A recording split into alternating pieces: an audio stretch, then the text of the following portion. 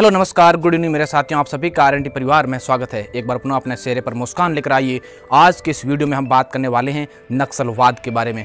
क्या होता है नक्सलवाद, कब और कैसे इसकी शुरुआत हुई, इस नक्सलवाद ये समाज में क्यों हिंसा का कारण बनता है, क्यों इस नक्सलवाद को सरकार रोकने में कामयाब नहीं हो पा रही है, इन सब की बात करेंगे। तो बने रहिए हमारे साथ अंत तक।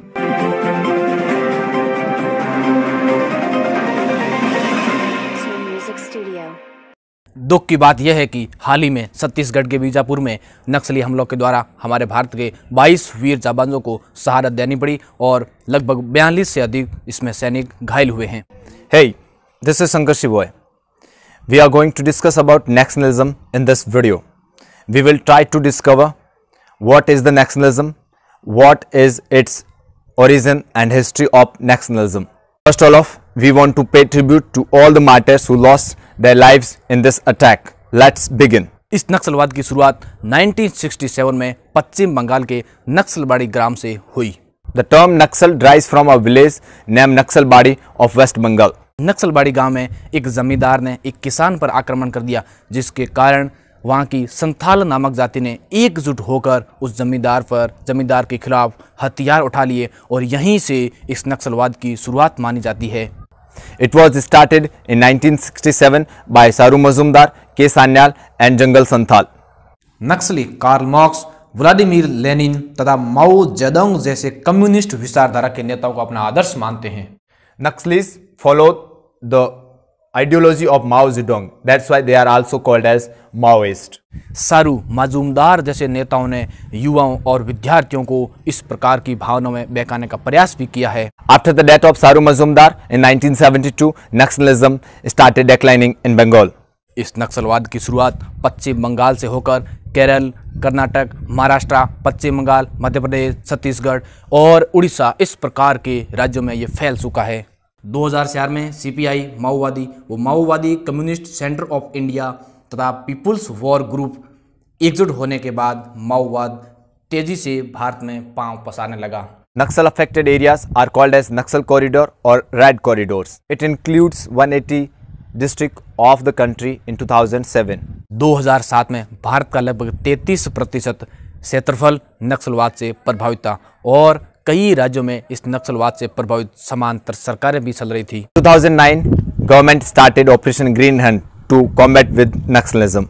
2017 से 2019 के मध्य लगभग भारत के 70 से 80 जिले नक्सलवाद से प्रभावित थे। पश्चिम बंगाल, महाराष्ट्र, आंध्र प्रदेश और मध्य प्रदेश जैसे कई राज्यों के द्वारा इस नक्सलवाद को दबाने में काफी प्रयास किया गया है। Chhattisgarh reported most Naxal violence in these years. Chhattisgarh government has failed on the both grounds of security and the local tribes communication. गृह मंत्रालय के द्वारा आरटीआई में दिए गए जवाब के अनुसार 2018 तक लगभग 460 नक्सलवादी मारे गए और 4319 नक्सलवादियों को गिरफ्तार किया जा चुका है। According to this RTI information, we have lost 162 security personnel since 2018. RTI के अनुसार सामान्य नागरिकों और सुरक्षा कर्मियों के हताहत होने की घटनाओं में लगभग 70% की कमी देखी गई है। The positive news is that no security personnel has been killed since 2018 in Kerala, Andhra Pradesh, Madhya Pradesh and Maharashtra. 2004 में उस वक्त भारत के prime minister doctor Manmohan Singh ने नक्सलवाद को देश की आंतरिक सुरक्षा के लिए सबसे बड़ा खतरा बताया। भले ही इस नक्सलवाद जैसी समस्याओं में कमी आई हो, लेकिन इस बहुत ही बड़ी भयंकर समस्या को जड़ से अभी तक समाप्त नहीं किया जा सका है।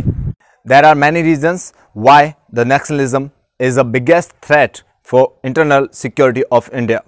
इसका प्रमुख कारण अनुसूचित क्षेत्रों में सरकार द्वारा 5वीं अनुसूची को लागू नहीं करना है। Mismanagement of forests, unimplementation of tribal policies are the major reasons for Naxalism. इसके अलावा इन क्षेत्रों में भूखमरी, अशिक्षा एवं गरीबी जैसी भी समस्याएं बहुत है। Lack of political will is also a major hurdle to eradicate this problem from India. Covid lockdown के दौरान नक्सलवादियों ने छत्तीसगढ़ के आसपास के जंगली एरियो में अपनी पकड़ को और मजबूत बना लिया। They started recruiting new people in their army and trained them for guerrilla war against the security forces. ये नक्सली सुरक्षा बलों, पुलिस स्टेशनों, सड़कों और अन्य आधारभूत संरचनाओं को अपना निशाना बनाते हैं।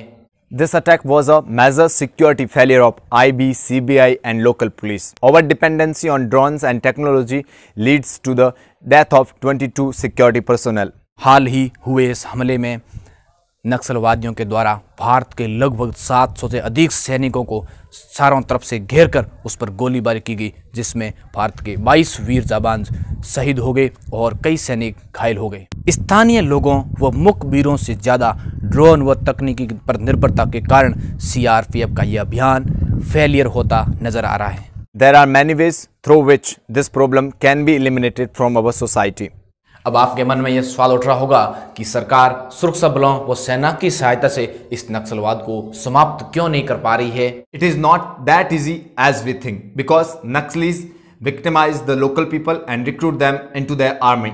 नक्सलवाद भी यही चाहते हैं कि सरकार स्थानीय लोगों पर हिंसा का अधिक प्रयोग करे ताकि वो लोग सरकार के अत्याचार के खिलाफ स्थानीय लोगों को एकजुट कर उनके खिलाफ अपनी सेना में लोगों को शामिल कर सके।